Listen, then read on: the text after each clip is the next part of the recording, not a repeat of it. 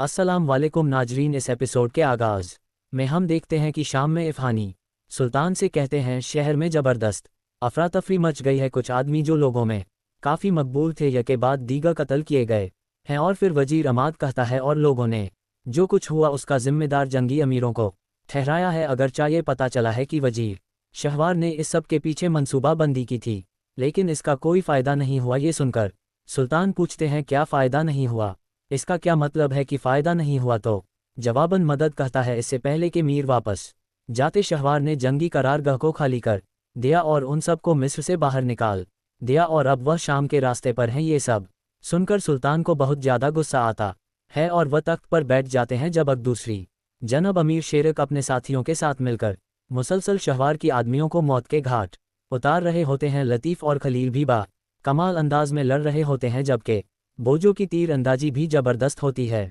मतलब कि कोई भी उनके सामने टिक नहीं पा रहा होता। जब अब दूसरी जनब कुद्स में चातलिन बहुत ज़्यादा गुस्से से अपने कमरे में ठहर रहा होता है। किसी लम्हे लाड गए कमरे के अंदर दाखिल हो है तो उससे कहता है आ जाओ लाड गाय आ जाओ। क्या आपका वादा सिर्फ बालन के आने तक का था? एलन का बादशाह चात्योन कहाँ गया बताओ मुझे। तो जवाबन लाड गाय कहता है जिसका आपसे वादा किया गया था वह सिर्फ एलन ही नहीं था, इसके अलावा हम इस मामले को संभाल लेंगे। ताकत से नहीं बल्कि अकल से इसे अपने गुस्से से भरे दिमाग में डालो। चातलिन आपको भी बालन के बारे में फिक्र करने की ज़रूरत नहीं है। ये सुनकर चातलिन पूछता है विलियम बालन की तरफ क्यों है कम से कम ये तो बताओ। तो जवाबन लाड गाय कहता है उसके पास एक मंसूबा है, लेकिन मुझे अभी तक ये मालूम नहीं। विलियम का एक हमेशा खुफिया मंसूबा होता है, हम देखेंगे कि उसकी वजह आया कि हमें कायल कर सकती है या नहीं।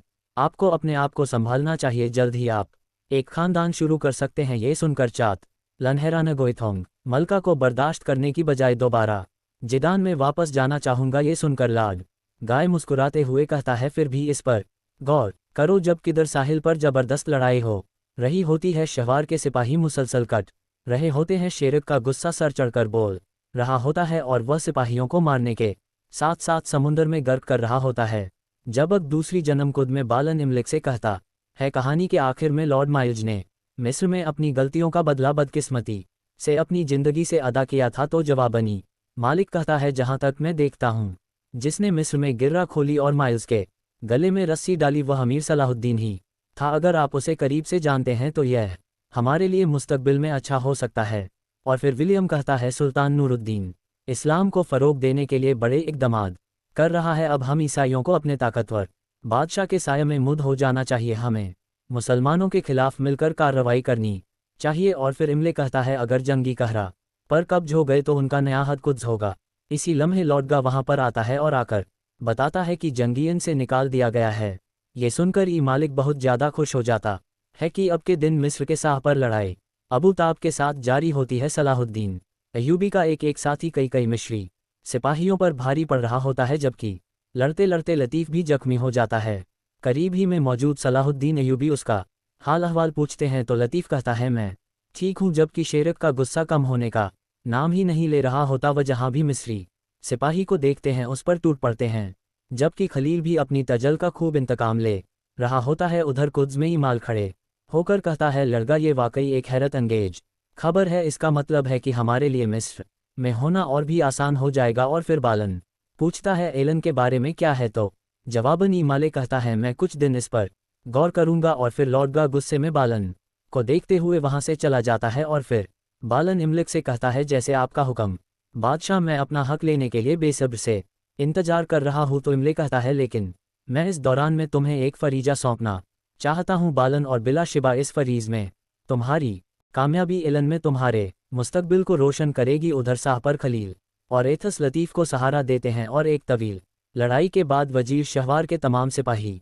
मार दिए जाते हैं। और फिर शेरक आखिरी सिपाही को काटते हुए कहते हैं मैं एक एक करके इनके सर काट दूंगा और इनके सरों का कहरा के महल के सामने ढेर लगा दूंगा सबका। ये कहते साथ ही वो एक जख्मी सिपाही को मारने लगते हैं, मगर सलाहुद्दीन अय्यूबी उनका हाथ पकड़ लेते हैं और कहते हैं चाचा बस करें, जंग खत्म हो गई। मगर शेरक कहता है नहीं, अभी खत्म नहीं, ये उस वक्त तक खत्म नहीं होगी जब तक कि मैं शहवार का सर ना काट दूं। मुझे छोड़ो। सलाहुद्दीन अपना हाथ छुड़वाने के बाद जैसे ही फिर वो उसे मारने लगते हैं, मगर सलाहुद्दीन अय्यूबी के चलाने पर रुक जाते हैं। और फिर सलाहुद्दीन अय्यूबी उनसे कहते हैं चाचा पुरसकून हो जाए, हमें फौरन शाम जाना होगा और साफ जहन के साथ अपने एकदम की मंसूबा बंदी करनी होगी। अपने आपको संभालें। और फिर यार की कहता है हमने बगैर कुछ किए कहरा छोड़ दिया, हमें उन्हें कुचल देना चाहिए था, हमारी बेइज्जती हुई है। तो जवाबन सलाहुद्दीन अय्यूबी कहते हैं जिसे आप बेइज्जती कह रहे हैं, जब हम मिस्र जाएंगे तो ये हमारा फ़ख्र बनेगी, उम्मीदें मत छोड़े। तो रोकी कहता है ये दिल अल्फाज सुल्तान से कहना, देखते हैं कि वह क्या कहते हैं। ये सुनते साथ ही शेर परेशान होते हुए घुटनों के बाल बैठ जाते हैं और गमगीन होते हुए कहते हैं मैं सुल्तान को क्या जवाब दूंगा, मैं उनके सामने कैसे खड़ा होगा। सलाहुद्दीन अय्यूबी उनके पास बैठकर उन्हें हौसला देते हुए कहते हैं चाचा हम एक साथ मिस्र में दाखिल हुए और एक साथ निकले, हम मिलकर हिसाब देंगे, अब जाने का वक्त है, चले। जबक उधर कहरा में मैला गुस्से से सलाहुद्दीन अय्यूबी की तस्वीर को देख रही होती है और गमगीन होते हुए कहती है मैं नहीं काट सकी माइल्स, मैं नहीं करत सकी।